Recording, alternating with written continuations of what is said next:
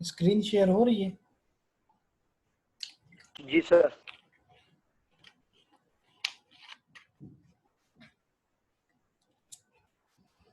अच्छा, तो मैं ये कह रहा था कि in this scheme bit sequence is broken up into 4 bit blocks, ठीक है। each block of 4 bit is replaced with a 5 bit block, ठीक है। तो उसको हम लोग क्या करते हैं कि हमारे पास जो हर एक का जो ब्लॉक बन जाता है ना 4 बिट का, उसको फिर रिप्लेस कर दिया जाता है 5 बिट ब्लॉक के साथ, ठीक है। The 5 bit blocks were selected so that there is no more one leading zero and no more two trailing zeros, ठीक है। यानी कि अगर मेरे पास जो है 5 बिट्स को कोड्स को जो हम लोग जब सेलेक्ट कर लेते हैं तो हमारे पास जो है उसके बाद हमारे पास कोई एक ना तो हमारे पास लीडिंग जीरो रहता है, ना मेरे पास कोई जो है ज़्यादा जो है टू ट्रेलिंग जीरो से ज़्यादा मेरे पास कोई जो है वो जो है उसमें वो ब्लॉक्स वो नहीं रहते, ठीक है। Only half of the 5 bits are used for encoding. तो जो मेरे पास हाफ होते हैं ना 5 बिट्स के जो हाफ होते हैं वो जो है यूज़ किए जाते हैं इनकोडिंग के लिए। The remaining code can be use for the other purposes, और दूसरे आप जो है कोड्स वगैरह जो वो दूसरे किसी पर्पसेस के लिए यूज़ कर रहे होते हैं, ठीक है।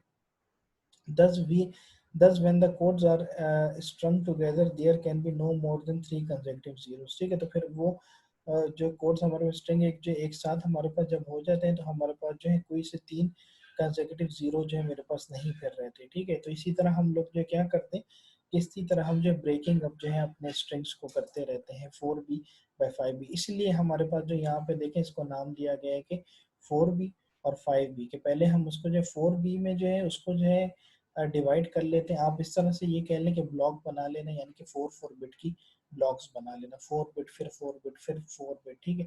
तो लेकिन जब 4 बिट जो पहले हम ब्लॉक बना लेते हैं तो उसको फिर रिप्लेस कर दिया जाता है 5 बिट ब्लॉक से, ठीक है। तो यानी कि ये यहीं पे जो 4b और 5b इनकोडिंग लिखा हुआ है, तो 4 का मतलब है कि आपकी 4 बिट्स और b का मतलब है ब्लॉक। ये जो 5b लिखा हुआ है ये आपका है कि 5 बिट्स और b का मतलब है हमारे पास ब्लॉक, ठीक है।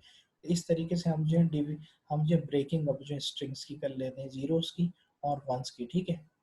लेकिन ये याद रहे कि हमारे पास जो फ्रीक्वेंसी की बैंडविड्थ वगैरह है वो यूज़ नहीं हो रही होती, ठीक है। यानी कि इस तरीके से हम उसकी जो ब्रेकिंग अप करते हैं।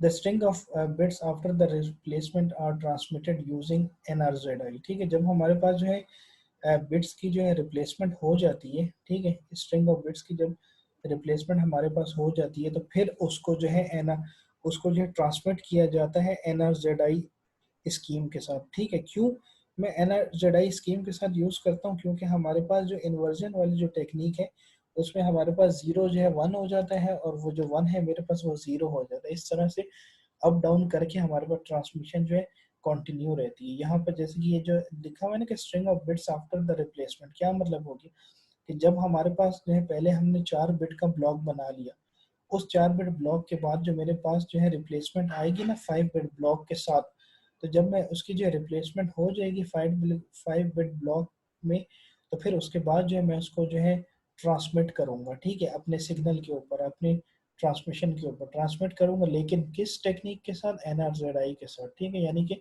इसमें हमारे पास NRZI स्कीम भी यूज़ हो रही है, ठीक है। यानी कि ये जो कोडिंग है आप इसको टेक्निक्स भी कह सकते हैं और आप इसको जो स्कीम भी कह सकते हैं, ठीक है। उसके बाद यहाँ पे लिखा है कि 4b 5b encoding followed by NRZI is used in 10 base TX fast Ethernet, ठीक है। यानी कि हमारे पास ये एक ऐसी टेक्निक है जो कि हमारे पास जो फास्ट इथरनेट में यूज होती है। इथरनेट आपके पास क्या होता है, इथरनेट आपके पास होता है लैन, ठीक है। इथरनेट को हम लोग जो है कहते हैं कि लोकल एरिया नेटवर्क, ठीक है, लैन। Local area net.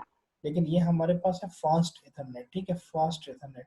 यानी कि 10 बेस TX, ये मेरे को 10 बेस TX क्या है, ये एक स्टैंडर्ड है, ठीक है। स्टैंडर्ड है, किसका स्टैंडर्ड है, फास्ट इथरनेट का स्टैंडर्ड। अगर आपके पास 10 बेस TX आ जाए तो समझ जाए कि मेरे पास फास्ट इथरनेट की बात की जा रही है, ठीक है। तो NRZI हमारे पास और 4b और 5b इनकोडिंग में मेरे पास क्या होता है कि 4b 5b इनकोडिंग और NRZI में मेरे पास क्या होता है, ये दोनों टेक्निक्स यूज हो रही होती हैं, 4b 5b भी और NRZI भी इसके साथ यूज हो रही होती है। क्यों, क्योंकि 4b 5b तो हमारे पास ये होती है कि 4 की मैं जो है ब्लॉक्स बना लेता हूँ और उसको फिर 5 बिट्स के साथ रिप्लेस कर देता हूँ। लेकिन फिर NRZI का कॉन्सेप्ट इसमें क्यों आता है इसके साथ, वो इसलिए आता है कि जब हमारे पास रिप्लेसमेंट हो जाती है ना 5 बिट के साथ, तो फिर उस टेक्निक के थ्रू हम लोग जो है अपनी ट्रांसमिशन को कंटिन्यू करते हैं एनआरजेड की, ठीक है। तो और एनआर और 4 भी 5 भी हमारे पास जो है किस में हमारे पास एनकोडिंग यूज होती है, वो फास्ट इथरनेट में यूज होती है, ठीक है। एक हमारे पास होता है इथरनेट, एक हमारे पास होता है फास्ट इथरनेट, ठीक है। तो 10 बेस टीएक्स मेरे पास क्या, ये स्टैंडर्ड्स हैं, ठीक है। ये कुछ आपके पास ऐसे स्टैंडर्ड्स वगैरह होते हैं, 10 base T x, 100 base T और 1000 बेस टी और इस तरह के हमारे डिफरेंट हमारे पास वो होते हैं। लेकिन इसको जो याद करना जो इजी नहीं होता, ठीक है। यानी कि ये जब आपके पास एक पूरा टेबल दिया होता है ना, आपके पास एक पूरा टेबल होता है, तो इसको मेमोराइज करना बहुत डिफिकल्ट होता है, बहुत टफ होता है, ठीक है। वो मेमोराइज नहीं होता, क्यों? क्योंकि जाहिर सी बात है कि इतने हमारे पास स्टैंडर्ड है बहुत ज़्यादा, तो उसमें जो बंदा है वो कंफ्यूज हो जाता है, ठीक है। उसको याद नहीं रहता, ठीक है, उसमें कंफ्यूजन आती है। अब जैसे अब मेरे पास जैसे ये एक मेरे पास एक डायग्राम दिया हुआ है कि यहाँ पे ये सारे जीरो हैं, फिर ये कुछ 1 1 0 है, फिर ये मेरे पास 3 0 1 है, फिर 0 1 1 0 है। तो ये कुछ जस्ट आप इसको एक नज़र ऐसी यूँ करके देख लें कि हमारे पास है क्यू है तो क्वाइट है, वन है तो आइडल है, एच है तो हॉल्ट है, ये स्टार्ट डेलीमीटर है, स्टार्ट डेलीमीटर है, टी डेलीमीटर्स वगैरह, ये सारी चीज़ें।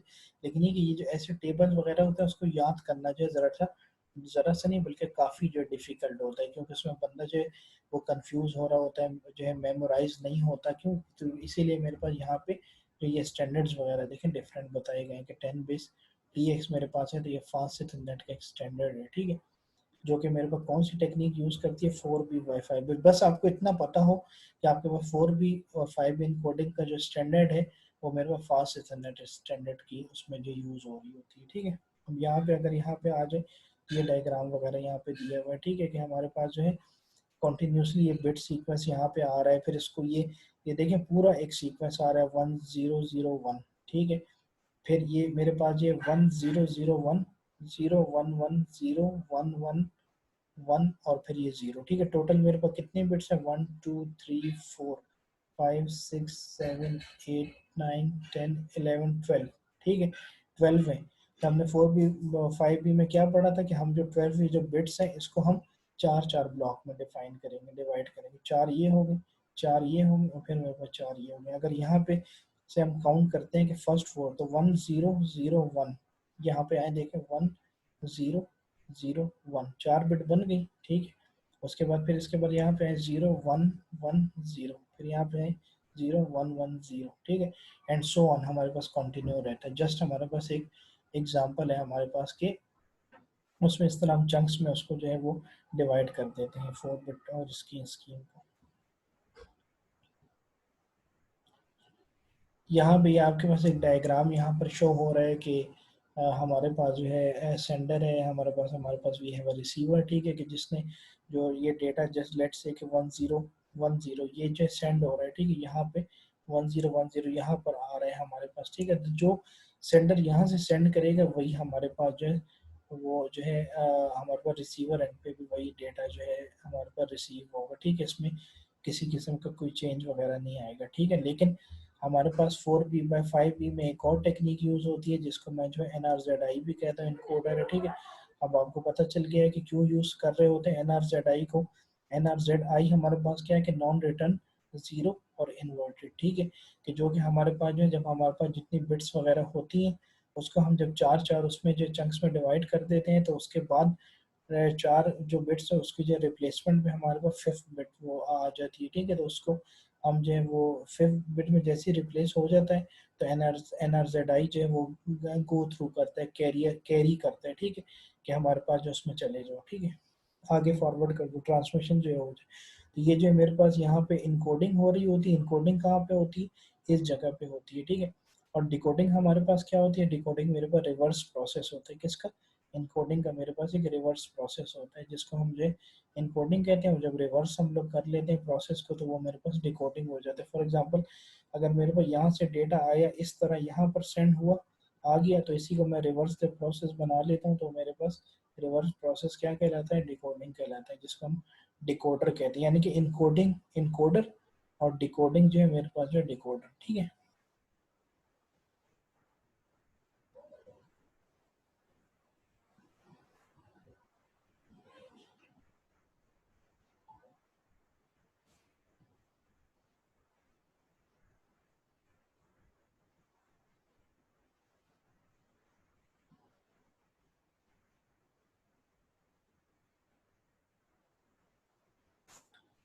नहीं, स्क्रीन शो हो रही है मुदस्सिर?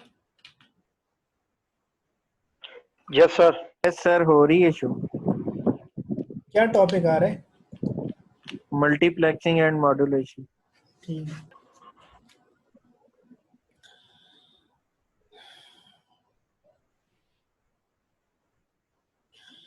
अच्छा, हमारे पास जो मल्टीप्लेक्सिंग है, तो ये हमारे पास एक नया कॉन्सेप्ट तो हमारे पास नहीं है। क्यों नया नहीं है? कि क्योंकि हम लोगों ने जो है मल्टीप्लेक्सिंग वगैरह जो है उसकी टाइप्स वगैरह हम लोगों ने कोई डिस्कस की थी, ठीक है।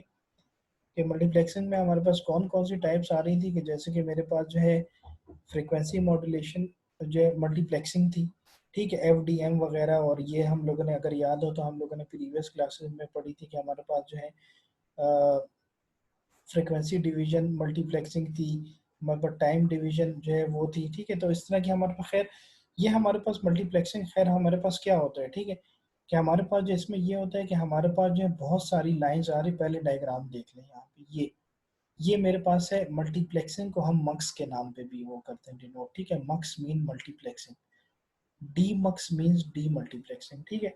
यानी कि हमारे पास जो है ये जो आपके पास जितनी भी टेक्निक्स वगैरह हम लोग पढ़ रहे हैं, तो इसमें एक एक फॉर्म से दूसरी फॉर्म में चेंज करना, दूसरी फॉर्म से तीसरी फॉर्म में चेंज करना, ये कन्वर्जन लगी रहती है, ठीक है। जैसे कि एक मल्टीप्लेक्सिंग है तो दूसरी डी मल्टीप्लेक्सिंग है, एक अगर एनकोडिंग है तो दूसरी डिकोडिंग है, ठीक है। तो इसी तरह से मेरे पास जो है एक मल्टीप्लेक्सिंग टेक्निक है, एक डी मल्टीप्लेक्सिंग टेक्निक है। इसमें हमारे पास क्या होता है कि इसमें जो हमारे पास जो है इस साइड पे आपको 1 2 3 and so on up to n, ये आपको डिफरेंट जो सिग्नल्स वगैरह नज़र आ रहे हैं, ठीक है। तो मल्टीप्लेक्सिंग में हम क्या करते हैं कि बहुत सारे हमारे पास सिग्नल वगैरह होते हैं, तो इसको हम एक जगह कंबाइन करते हैं, ठीक है, और फिर एक जगह कंबाइन करके उसको सेंड किया जाता है, ठीक है। ये इसको, इस प्रोसेस को हम लोग कहते हैं मल्टीप्लेक्सिंग। क्या मतलब कि हमारे पास बहुत सारे सिग्नल्स होते हैं। अब ये देखें 1 2 3 and so on up to n, may be 5000 तक हो, मे बी 10,000 तक हो, डिपेंड करता है, ठीक है। तो हमारे पास क्या होता है, हमारे पास एक ऐसा प्रोसेस होता है कि जिसमें हमारे पास बहुत सारे सिग्नल्स वगैरह होते हैं, उसको हम एक जगह इकट्ठा करते हैं और फिर उसको सेंड करते हैं, ठीक है। तो ये हमारे पास कॉन्सेप्ट होता है मल्टीप्लेक्सिंग का। Multiplexing, demultiplexing services are provided in almost every protocol architecture ever designed. Multiplexing और डीमल्टीप्लेक्सिंग के जो सर्विसेज हैं वो जो है प्रोवाइड की जाती हैं, ऑलमोस्ट प्रोवाइड हुई भी हैं ऑलमोस्ट हर एक प्रोटोकॉल के आर्किटेक्चर में जितने भी आप आज तक डिजाइन हुए हैं। यानी कि यूडीपी है और मेरे पास टीसीपी है। यूडीपी भी एक प्रोटोकॉल है और टीसीपी भी प्रोटोकॉल है। ये मेरे पास क्या होते हैं दोनों। इसमें हम लोग क्या करते हैं कि टीसीपी में हमारे पास एक्नॉलेजमेंट होती है और यूडीपी में मेरे पास एक्नॉलेजमेंट नहीं होती। और ये दोनों जो सही है। प्रोटोकॉल है आपके जो है ट्रांसपोर्ट लेयर पे काम करते हैं, ठीक है। ओएसआई लेयर मॉडल के ट्रांसपोर्ट लेयर पे ये दोनों प्रोटोकॉल जो वर्क कर रहे होते हैं, ठीक है।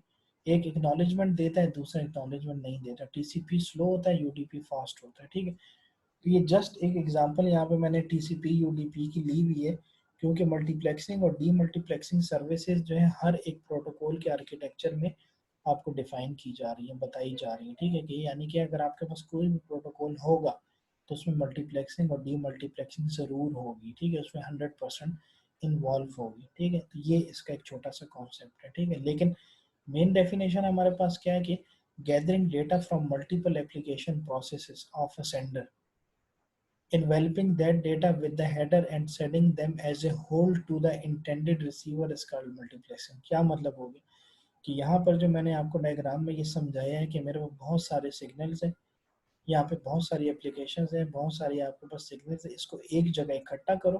पहले इन सारे सिग्नल्स को एक जगह यहाँ पे इकट्ठा करके भेजो।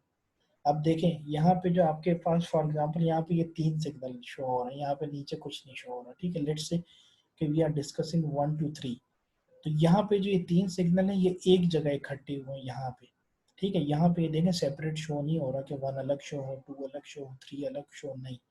यहाँ पे आपके पास एक लाइन शो हो रही है, यानी कि हमारे पास मल्टीपल एप्लीकेशन प्रोसेसेस है, वो एक जगह यहाँ पे एक लाइन में यहाँ पर इकट्ठी हुई है और फिर हमने उसको सेंड कर दिया यहाँ पे, ठीक है। तो इस प्रोसेस को हम कहते हैं कि मल्टीप्लेक्सिंग, ठीक है, जो कि आपके पास यहाँ वेरी सिंपल लिखा है, gathering data from multiple application processes of a sender, enveloping that data with the header and sending them as a whole, ठीक है, यानी कि उसको एक जगह इकट्ठा करो और उसके बाद जो है फिर सेंड करो एज ए होल, सारी को सेंड कर दो लेकिन एक के साथ, ठीक है। इसको हम कहते हैं मल्टीप्लेक्सिंग।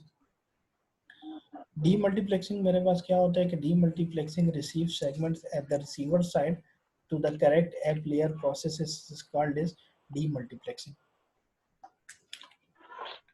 जो सर हम ब्रेक ना करनी? नहीं, अभी टाइम है, अभी नहीं सर अजान थोड़ा वेट करो, 6:45 टाइम है उसका ब्रेक का, अभी नहीं है, अभी 20 मिनट है, वेट करो तो तब नमाज का टाइम हो जाता है सर। यार। अभी ये अजान है, 30 के। अब 30 के बाद अजान होगी, अभी अजान नहीं होती, अब लेट होती है अजान। अच्छा अच्छा, ठीक। जब चले सर, अजान होगी मुझे आवाज आ जाएगी। चले सर, मैं अनम्यूट कर दूं। तो मेरे पास क्या होता है कि हमारे पास जो हम क्या बात कर रहे थे कि मल्टीप्लेक्सिंग, और उसके बाद मेरे पास जो एक और प्रोसेस आ जाता है उसको हम लोग जो डी यानी कि रिवर्स प्रोसेस हमारे पास अप्लाई करते हैं, उसको हम डी मल्टीप्लेक्सिंग कहते हैं, ठीक है। In telecommunication and other computer networks, multiplexing sometimes contracted to muxing, ठीक है, यानी कि हम लोग जो टेलीकम्युनिकेशन और कंप्यूटर नेटवर्क्स में, अच्छा ये दो हमारे पास टर्मिनोलॉजीज यूज होती है, एक टेलीकम्युनिकेशन, एक कंप्यूटर नेटवर्क। टेलीकम्युनिकेशन को हम डील करते हैं अपने मोबाइल फ़ोन के साथ और कंप्यूटर नेटवर्क को हम डील करते हैं अपने कंप्यूटर नेटवर्किंग के साथ, ठीक है। दो हमारे पास टेक्नोलॉजीज हैं, ठीक है, एक मोबाइल फ़ोन्स की जो टेलीकॉम है या पीटीसीएल हो गया, टेलीफोन्स वगैरह हो गए, एक हमारे पास कंप्यूटर नेटवर्क है, ठीक है। लेकिन दोनों में ये यूज हो रही है मल्टीप्लेक्सिंग, ठीक है, जिसको हम लोग जो मक्सिंग भी कहते हैं या मक्स भी कहते हैं, ठीक है। यहाँ पे देखें मैंने डायग्राम में आपको ब्रीफ किया हुआ है कि मक्स मेरे पास क्या है, मल्टीप्लेक्सिंग, और डी मक्स मेरे पास है डी मल्टी, यानी कि मक्स हम मल्टीप्लेक्सिंग भी कहते हैं और मक्स भी कहते हैं और मक्सस भी कहते हैं, ठीक है, कुछ भी आप कह सकते हैं। Is a method by which multiple analog or digital signals are combined into one signal over a shared medium, ठीक है। क्या मतलब हो गया, वही बात आ गई कि मल्टीपल एनालॉग या डिजिटल सिग्नल्स को जब हम कंबाइन करते हैं थे एक सिग्नल के अंदर, तो उसको हम जो है मल्टीप्लेक्सिंग। शेयर्ड मीडियम का क्या मतलब, शेयर्ड मीडियम का मतलब ये है कि ये डायग्राम जो बना हुआ है, ये किसी के, ये जो मल्टीप्लेक्सिंग हो रही है ये एक शेयर मीडियम बना हुआ है, कनेक्शन बना हुआ है, उसके दरमियान में हमारे पास मल्टीप्लेक्सिंग हम अप्लाई कर रहे हैं, ठीक है। तो बहुत सारे के सिग्नल को एक जगह कंबाइन करके सेंड कर दिया जाता है, ठीक है। The aim is to share scarce resource, for example in telecommunication several telephone calls may be carried using a one wire, ठीक है। एग्जांपल भी आपके पास एक मल्टीप्लेक्सिंग की दी है, क्या दी है कि बहुत सारी टेलीफोन कॉल्स हो रही होती हैं, ठीक है, यानी कि क्या मतलब बहुत सारी कॉल्स हो रही, बहुत सारी कॉल्स का मतलब ये है कि एक टाइम पे हजारों लोग कॉल्स करते हैं, ठीक है, एक टाइम पे हजारों लोग कॉल कर रहे होते हैं, कोई इस्लामाबाद में बैठा हुआ है वो कॉलें मिला रहा है, कोई लाहौर में बैठा है वो कॉलें मिला रहा है, कोई कराची में बैठा है वो कॉलें मिला रहा है, एक जिग जैग हमारे पास प्रोसेस एक चल रहा है। तो इसको हम लोग जो क्या कहते हैं, एक एग्जांपल दी गई है एक टेलीकॉम में, ठीक है, टेलीकम्युनिकेशन जैसे देखें, आइए आपके पास एग्जांपल क्या आ गया, टेलीफोन कॉल्स, ठीक है। जैसे मैंने आपको पहले ही बताया था कि जब भी टेलीकम्युनिकेशन की बात होगी we are talking about mobile phone, telephone, इस तरह की सर्विसेज, ठीक है। तो बहुत सारी हमारे पास टेलीफोन कॉल्स वगैरह हैं, तो उसको हम लोग क्या कर रहे हैं, ले जा रहे होते एक वायर के थ्रू, ठीक है। क्या मतलब है कि कॉल्स बहुत सारी हैं, बहुत सारे लोग कॉल्स मिला रहे हैं, ठीक है, रिसीव कर रहे हैं, सब कुछ कर रहे हैं, लेकिन हमारे पास जो है जस्ट एक वायर उसमें यूज हो रही है, बहुत सारी कॉल्स, मैनी कॉल्स, लेकिन हमारे पास जो यूजेज ऑफ वायर है वो एक है। फॉर एग्जांपल ये दोबारा इस डायग्राम में है कि लेट्स से कि ये मेरे पास तीन, ये 1 2 3 ये कॉल्स हमारे पास हैं, सारी ये कॉल्स आ रही हैं, यहाँ पे सारी कॉल्स आ रही हैं, लेकिन ले जाई कहाँ जा रही है, एक वायर के थ्रू। कॉल्स बहुत सारी आ रही है यहाँ पे, ठीक है, बहुत से, 1 है 2 है 3 and so on up to n, क्या मतलब कि may be 10,000 call, may be 5,000 call, may be 100,000 calls मेरे पास आ रही है, लेकिन उसको ले जाया जा रहा है एक वायर के थ्रू, ठीक है, एक वायर यूज हो रही है, बहुत सी कॉल्स सिंगल वायर, बहुत से सिग्नल्स सिंगल वायर, बहुत सी एप्लीकेशंस सिंगल वायर, ठीक है। तो ये हमारे पास कॉन्सेप्ट होता है मल्टीप्लेक्सिंग का कि हमारे पास जो है बहुत सारे सिग्नल्स होते हैं, एनालॉग भी हो सकते हैं, डिजिटल भी हो सकते हैं। What is the difference between analog digital, analog हमारे पास कॉन्टिन्यूस होते हैं और डिजिटल मेरे पास जो है डिस्क्रीट होते हैं, ठीक है, जो अनकंटिन्यूस मेरे पास होते हैं, ठीक है। तो बस आपको इतना पता हो कि एनालॉग सिग्नल्स हो या डिजिटल सिग्नल्स हो, बहुत से सिग्नल्स को कंबाइन करके एक जगह कर देता हूँ उसको, तो वो मेरे को मल्टीप्लेक्सिंग बन जाती है। फिर मेरे पास एक और हमारे पास एक कॉन्सेप्ट आता है जिसको हम लोग जो है मॉड्यूलेशन कहते हैं, ठीक है। Modulation is nothing but a carrier signal that varies in accordance with the message signal, ठीक है। अच्छा, मॉड्यूलेशन अगर याद हो तो मैंने आपको बताया था कि हम लोग थोड़ा सा मॉड्यूलेशन के बारे में पढ़ेंगे। क्या हमारे पास होता है कि हमारे पास एक कैरियर सिग्नल है, एक सिग्नल है, ठीक है। वो जो है चेंज हो रहा होता है, ठीक है। एक ही सिग्नल मेरे पास है लेकिन वो चेंज होता रहता है विद द मैसेज सिग्नल के साथ साथ। यानी कि ये मेरे पास एक सिग्नल है, ठीक है, ये वाला सिग्नल अब ये जा तो रहा है, ठीक है, लेकिन इसमें वेरिएशंस आ रहे हैं, चेंज हो रहा है, ठीक है, चेंज हो रहा है मेरे पास, चेंज होता रहता है, चेंज होता रहता है। तो इसको हम लोग जो है, इस टेक्निक को हम लोग जो है क्या कहते हैं कि मॉड्यूलेशन, ठीक है। क्या सिंपली मैंने लिखा है कि हमारे पास कैरियर सिग्नल, एक कैरियर सिग्नल, कैरियर का क्या मतलब होता है कि जो वॉइस को लेके जाता है, जो डेटा को लेके कैरी करना। What is the meaning of carrier? Carrier means carry करो, लेकर जाओ साथ। जैसे कि एक और सिंपल एग्जांपल दूं कि जैसे मेरे पास हैंड बैग है, ठीक है, या आप लोग जो है यूनिवर्सिटी आते हैं, आपके हाथ में बैग होता है, क्या मतलब होता है कि आप बैग लेकर जा रहे हैं, ठीक है। इसी तरह मेरे पास कैरियर सिग्नल, क्या मतलब, एक सिग्नल है, वो जा रहा है, कैरियर सिग्नल एक जा रहा है, ठीक है, लेकिन उसमें चेंजेस वगैरह आती रहती हैं, ठीक है, with the message of time, ठीक है, मैसेज ऑफ सिग्नल्स हमारे। Modulation technique is used to change the signal characteristics. Basically, the modulation is the following two types, ठीक है। एक ऐसी टेक्निक मेरे पास है मॉड्यूलेशन जिसमें हमारे पास जो है सिग्नल, जो जिसमें हमारे पास चेंजेस वगैरह आते रहते हैं सिग्नल्स के अंदर, ठीक है। वो मेरे पास क्या चीज़ है कि टू टाइप्स की होती है मेरे पास। एक जो है एनालॉग मॉड्यूलेशन होती है और एक मेरे पास जो डिजिटल मॉड्यूलेशन होती है, ठीक है। मॉड्यूलेशन के भी हमारे पास टू टाइप्स हैं, ठीक है। आगे जाने से पहले यहाँ पे इसकी मैं बता देता हूँ कि एम्पलीट्यूड मॉड्यूलेशन, फ्रीक्वेंसी मॉड्यूलेशन और फेज मॉड्यूलेशन, ये किसकी है? एनालॉग मॉड्यूलेशन की। डिजिटल मॉड्यूलेशन में क्या होता है कि वी हैव एम्पलीट्यूड शिफ्ट की, वी हैव फ्रीक्वेंसी शिफ्ट की और वी हैव फेज शिफ्ट की, ठीक है। अच्छा, एम्पलीट्यूड मॉड्यूलेशन, फ्रीक्वेंसी मॉड्यूलेशन और फेज मॉड्यूलेशन, इसको आगे पढ़ने से पहले यहाँ पे एक थोड़ा सा मैं आपको डिफाइन कर देता हूँ, बता देता हूँ कि जब हमारे पास एम्पलीट्यूड मॉड्यूलेशन में चेंज आ रहा होता है, ठीक है, चेंज, तीन टेक्निक यूज हो रही है एनालॉग मॉड्यूलेशन में। एक हमारे पास एम्पलीट्यूड, एक फ्रीक्वेंसी और एक फेज। जब मेरे पास एम्पलीट्यूड मॉड्यूलेशन में चेंज आएगा तो फ्रीक्वेंसी और फेज ये दोनों जो है कांस्टेंट रहेंगे, इसमें चेंज नहीं आएगा, ये दोनों रहेंगे फिक्स। कांस्टेंट का क्या मतलब होता है? फिक्स। चेंज का क्या मतलब होता है? वेरिएबल का क्या मतलब होता है? चेंज होना, ठीक है। तो जब मेरे पास एम्पलीट्यूड में चेंज आएगा तो फ्रीक्वेंसी और फेज मेरे पास कांस्टेंट रहेंगे। जब मेरे पास फ्रीक्वेंसी में चेंज आएगा तो मेरे पास एम्पलीट्यूड और फेज कांस्टेंट रहेंगे। जब मेरे पास जो फेज में चेंज आएगा तो मेरे पास फ्रीक्वेंसी और एम्पलीट्यूड जो है कांस्टेंट रहेंगे, ठीक है। यानी कि किसी एक में चेंज आएगा, बाकी दो कांस्टेंट, फिर इसमें चेंज आएगा, फिर रिमेनिंग टू कांस्टेंट। ये मेरे पास एक कॉन्सेप्ट होता है मॉड्यूलेशन का और एनालॉग मॉड्यूलेशन का, ठीक है।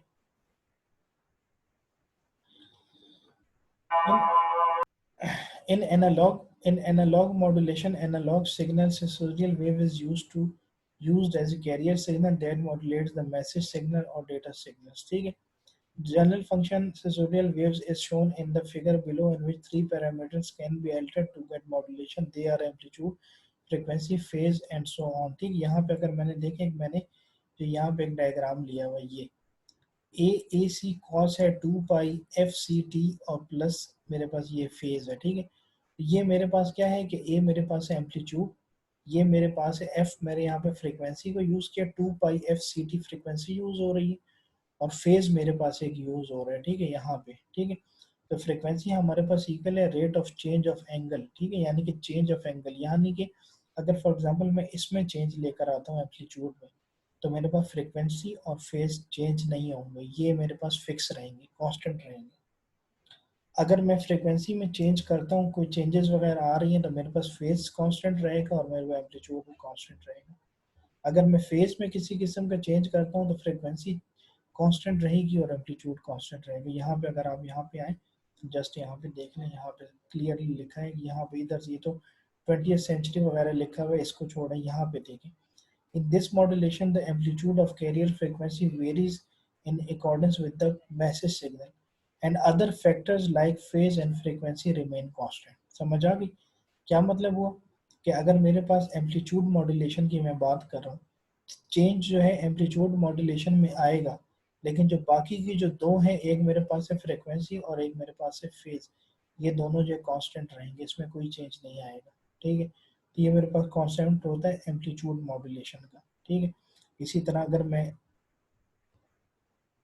फ्रीक्वेंसी मॉड्यूलेशन की बात करता हूँ, यहाँ पे in this type of modulation the frequency of carrier signal varies। ठीक है, वेरीज का क्या मतलब होता है, चेंज होना। ठीक है, in accordance with the message signal. Message signal से क्या मतलब, जो भी मैसेज वगैरह जा रहा है, जो भी सिग्नल वगैरह जा रहे हैं, उसके साथ अगर फ्रिक्वेंसी में चेंज आ रहा है, तो मेरे पास जो दूसरे पैरामीटर हो गए, फैक्टर हो गए, वो मेरे पास कांस्टेंट रहेंगे। तो अगर ये मेरे पास फ्रिक्वेंसी चेंज हो रही है, तो कांस्टेंट कौन से रहेंगे, एक एम्पलीट्यूड और दूसरा फेज। ठीक है, तो ये मेरे पास होता है फ्रीक्वेंसी मॉड्यूलेशन। ठीक है, हमारे पास बहुत सी मॉड्यूलेशन टेक्निक्स हैं। ठीक है, यानी कि अगर this type of modulation is commonly used as a broadcasting message and speech, magnetic tape recording system, two way radio system and video transmission. ठीक है, यानी कि फ्रीक्वेंसी मॉड्यूलेशन हम लोग जो यूज़ कर रहे होते हैं कि अगर हमारे पास जो है कोई मैसेज की ब्रॉडकास्टिंग म्यूजिक है, हमारे पास स्पीच है, हमारे पास मैग्नेटिक टेप्स वगैरह हैं, रिकॉर्डिंग सिस्टम्स वगैरह हैं, रेडियो सिस्टम्स वगैरह हैं, एंड सो ऑन, उसमें यूज़ करते हैं हम लोग। ठीक है,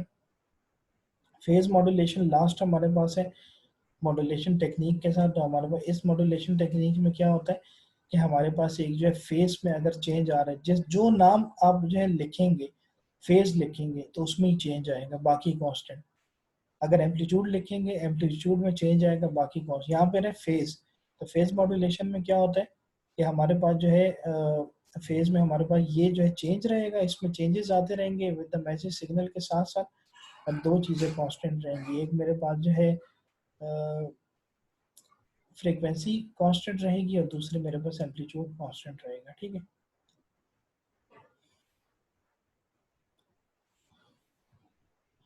phase modulation is use for transmitting waves. ठीक है, यानी कि हमारे पास फेज मॉड्यूलेशन क्यों यूज हो रही होती है कि जब हमारे पास ट्रांसमिशन हो रही होती है वेव्स। यानी कि अब देखा जाए तो जितनी भी मॉड्यूलेशन हो गई, उसकी टाइप्स हो गई, कोई चीज़ें जितनी भी हमारे पास हो गई, तो ये हमारे पास एक ऐसी वो सारी चीज़ें हैं कि इसमें आपके पास ये हो रहा होता है कि आपके पास हो तो जो ट्रांसमिशन है वो तो सिग्नल की हो रही है, वेव्स की हो रही है, लेकिन आप लोगों ने ये भी साथ साथ देखा होगा कि वो डिपेंड करता है कि हमारे पास सिग्नल्स वगैरह जो है किस उससे जो है ठीक जा रहे हैं, किस उससे जो है वो कहाँ पे चेंज आ रहा है, कहाँ पे हमारे सिग्नल ड्रॉप हो रहे हैं, कहीं पर। यानी कि ये हमारे पास सारी इम्प्रूवमेंट्स वगैरह कर रहे हैं, इनकोडिंग वगैरह अगर यूज़ कर रहे हैं, तो इनकोडिंग हमारे पास टेक्निक्स है, इस तरह की ये सारी चीज़ें जो भी हैं। ठीक है, तो हम इस तरीके से यूज़ करते हैं। ठीक है, तो ये हमारे पास जो इसका ये जो मेरे पास कॉन्सेप्ट है कि मॉड्यूलेशन क्या है कि हमारे पास जो है वेरिएशंस होती हैं और चेंजेस होती हैं सिग्नल्स के अंदर,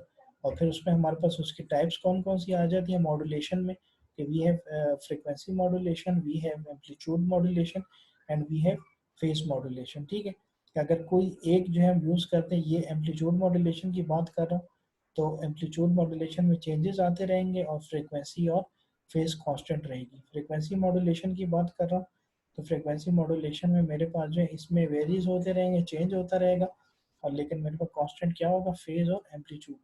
और अगर मैं फेज मॉड्यूलेशन की बात कर रहा हूँ, तो मेरे पास क्या होगा कि मेरे पास जो फेज जो है चेंज होता रहेगा और बाकी दो जो है मेरे पास कांस्टेंट रहेगा। चलें ब्रेक कर लें, पूरे 7 बजे आ जाएं। ठीक है, थैंक यू सर। ठीक है सर।